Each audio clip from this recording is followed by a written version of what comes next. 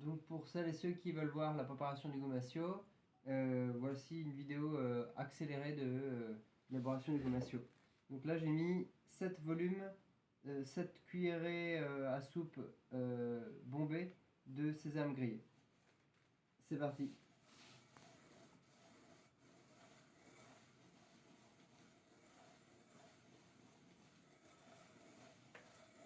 Et donc là je vais moudre jusqu'à peu près à 50%. C'est-à-dire qu'on ne veut pas que toutes les graines soient moulues, juste la moitié.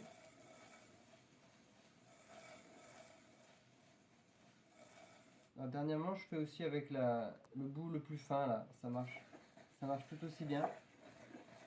Voire mieux, parce qu'il y a plus de pression, vu qu'il y a moins de surface.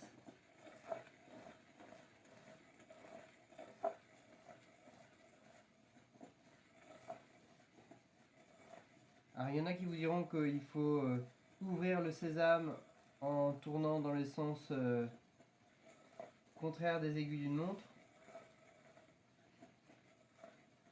Le mouvement yin d'expansion, d'ouverture, vu qu'on veut ouvrir le sésame.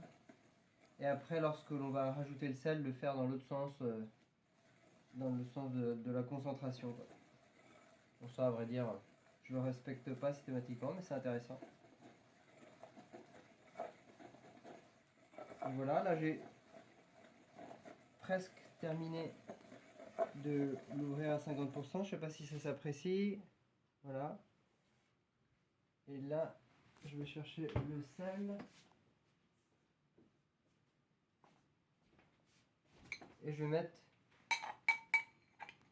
une cuillerée à soupe rase. À peu près ça. Hop. Et là, je poursuis. Et dans l'autre sens, tiens. Et quand est-ce que le gomasio est terminé? Eh bien, lorsque il y a à peu près 70% des graines qui sont moulues. Donc ça, c'est les quantités standards. Une cuillerée rase de sel pour 7 bombées de sésame grillé. Si on veut le faire moins salé, on peut. Après, il sera moins salé, évidemment, mais moins thérapeutique aussi. On dit que pour que vraiment il soit efficace, pour neutraliser par exemple l'acidité dans l'organisme, il faut ces proportions-là. C'est celle qu'on pratique à Cuisiner Santé.